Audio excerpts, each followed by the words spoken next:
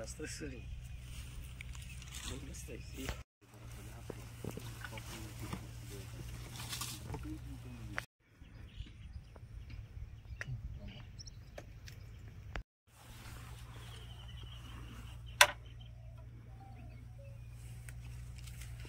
ভিউটা নিলাম না, হ্যাঁ এটা একদম বিউটিফুল ভিউটা আসবে। এই আবার এটা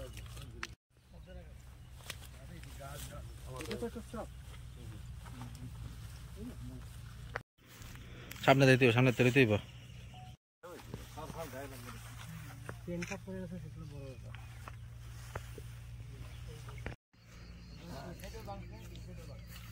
অভিনন্দন জানাতে চাই তেলিয়ামুড়া কলেজের অধ্যক্ষ ডক্টর মিহির পাল মহোদয়কে।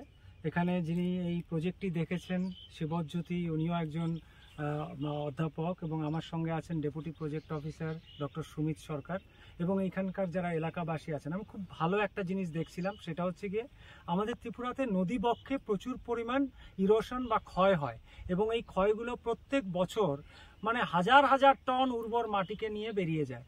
এখানে আমরা এমন একটা জায়গায় প্রজেক্টটা করা হয়েছে যেটা নাকি হাওড়া নদীর একটা জায়গা, যেখানে খোয়াই নদীর একটা জায়গা, যে খোয়াই নদীর ঠিক যেখানে টার্নিংটা নেয় এই জায়গাটা সবচেয়ে বেশি এর আগের বছরও ভূমিক্ষয় হয়েছে। এবারেতে এই প্রজেক্ট সেটা হচ্ছে ডাইরেক্টরেট অফ বায়োটেকনোলজির যে আর্থিক আনুকূল্যে যে তেলিয়ামুড়া কলেজ করেছে এই খোয়াই নদীতে। এখানে ওরা প্রথমে জুটের ব্যাগ বা জুটের যে চটের যে বস্তা আছে সেটাকে মাটিতে রেখেছে।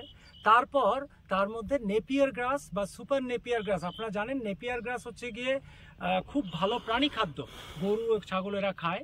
এটাকে লাগানোর ফলে দেখা গেল অদ্ভুত জিনিস। আপনারা যদি এদিকে ক্যামেরা নেন তাহলে দেখতে পাবেন একটা দিকে পুরো ভূমিক্ষয় হয়ে গেছে, দেখুন জল কিভাবে নিয়ে নিয়েছে রাস্তাগুলোকে। ঠিক যেই জায়গাটায় নেপিয়ার গ্রাসটা লাগানো হয়েছে এবং সেই জুটের বা চটের যে ব্যাগগুলো ছিল মাটির মধ্যে, ওই যেটাকে কেন্দ্র করে নেপিয়ার গ্রাসগুলো গড়ে উঠেছে, এই জায়গাতে একটু ভূমিক্ষয় হয়নি। অথচ এই জায়গাতে সবচেয়ে বেশি ভূমিক্ষয় হওয়ার কথা ছিল, কারণ নদী বাঁক নিচ্ছে এই জায়গাটায়। তারপরের জায়গাটা দেখুন, এই যে ক্ষেত, ধান ক্ষেত কতটা নিয়ে গেছে। সুতরাং খোয়াই নদীর এই জায়গাটাকে খুব ভালনারেবল ধরা হয়, যে এই জায়গাটায় ভূমিক্ষয় প্রত্যেক বছর হয়। তো এই যে একটা ছোট্ট উদ্যোগ ডাইরেক্টরেট অফ বায়োটেকনোলজির আর্থিক আনুকূল্যে যে তেলিয়ামুড়া কলেজ নিয়েছে, সেটা সত্যিই খুব প্রশংসনীয়, এবং আমরা মনে করি যে পরবর্তী সময় বৃহত্তর ক্ষেত্রে আমরা এই ধরনের প্রজেক্ট যদি নেই তাহলে আমরা ভূমিক্ষয় রক্ষা করতে পারবো।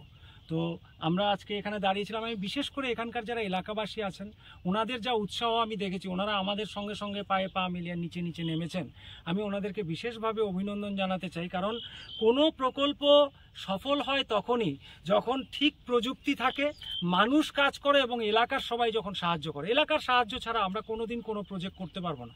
আমি আবারও ওনাদেরকে অভিনন্দন জানাই। এ থেকে বোঝা যায় যে ওনারা কতটা ক্ষতিগ্রস্ত হতেন, ওনারা কতখানি এটার মধ্যে নিজেদেরকে মানে সমর্পণ করেছেন যে এই প্রজেক্টটা যাতে সাকসেসফুল হয়।